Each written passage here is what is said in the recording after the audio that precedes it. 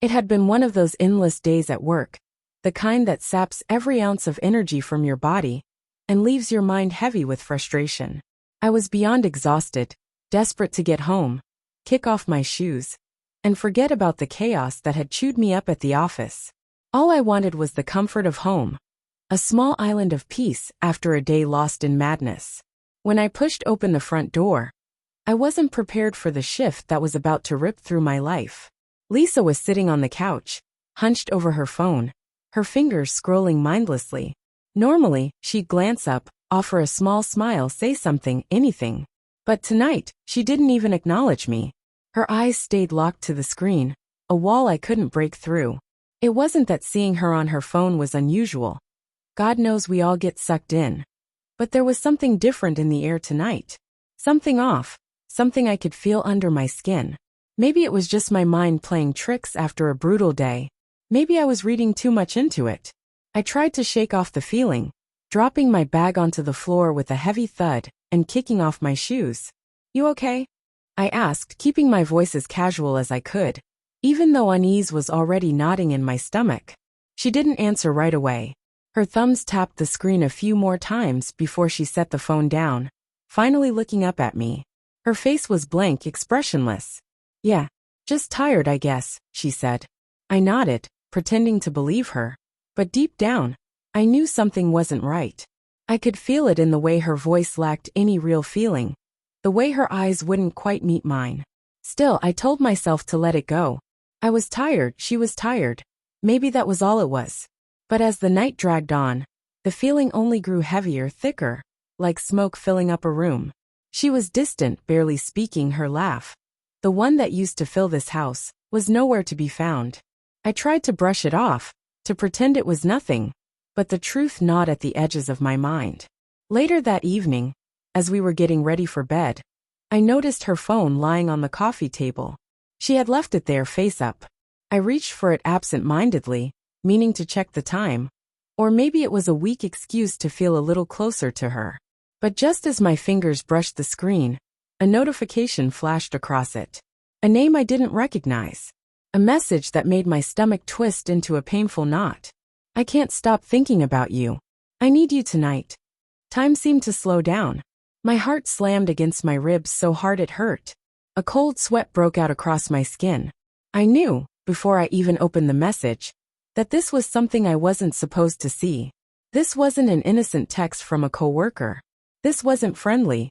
This was a message from a man who wasn't me. My hands trembled as I unlocked the phone and opened the chat. Message after message confirmed the ugly truth. There was someone else. I was still scrolling, still trying to force myself to breathe, when Lisa's voice cut through the silence like a blade. "What are you doing?" she asked, her voice sharp, tight. But underneath the anger, I could hear it. Fear. I looked up, locking eyes with her across the room. I held the phone up, the messages glowing like poison between us. "Who is this?" I demanded, my voice low, rough with disbelief. She hesitated. For a split second the mask slipped. Guilt flashed across her face, raw and unhidden. But just as quickly, she threw up her defenses. "It's nothing," she said too quickly, her voice rising an octave too high. "Just someone from work. It's not what you think." I stared at her, my chest heaving. "Lisa, don't lie to me," I said, my voice colder now, each word a blade. "I'm not an idiot. What the hell is going on?" She broke. Maybe she knew there was no way to lie her way out of this. She sagged into the couch, her body deflating, and for a long, heavy moment she said nothing. Then almost too calmly she spoke. "Fine," she whispered. "It's not nothing. I've been seeing someone else. I've been cheating on you." The word struck harder than any blow ever could. I stood frozen, trying to comprehend the reality she had just dropped at my feet. The woman I had loved, trusted, built a life with. She was sitting there admitting she had been sharing herself with someone else, as if she were telling me what she had for lunch. "You've been what?" I croaked, barely recognizing my own voice. "I've been seeing someone else," she repeated, her voice as steady and indifferent, as if she were reading a grocery list. "I didn't mean to hurt you," she added flatly, "but it's been going on for a while." I couldn't move. I couldn't speak. The world seemed to tilt beneath my feet. "Why?" The question slipped out before I could even think. She shrugged. Actually shrugged, like it didn't matter. I don't know. I was bored.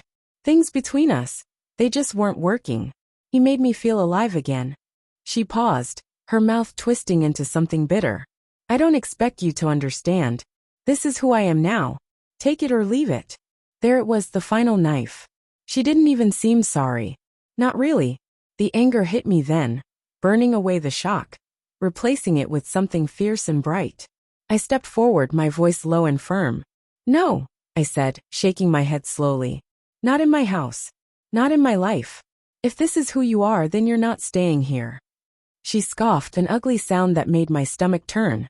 You think you can just throw me out? She snapped. You can't control me. You never could. I didn't give her the satisfaction of an argument. I turned on my heel, walked into the bedroom, grabbed her bags, and threw them onto the living room floor at her feet. You made your choice, I said, voice like ice. Now live with it. For a moment she stood there, her chest heaving, her eyes flashing with rage. Then, without another word, she grabbed her things and stormed out, the door slamming so hard behind her that the walls shook. I stood in the silence she left behind, the house feeling enormous and hollow around me.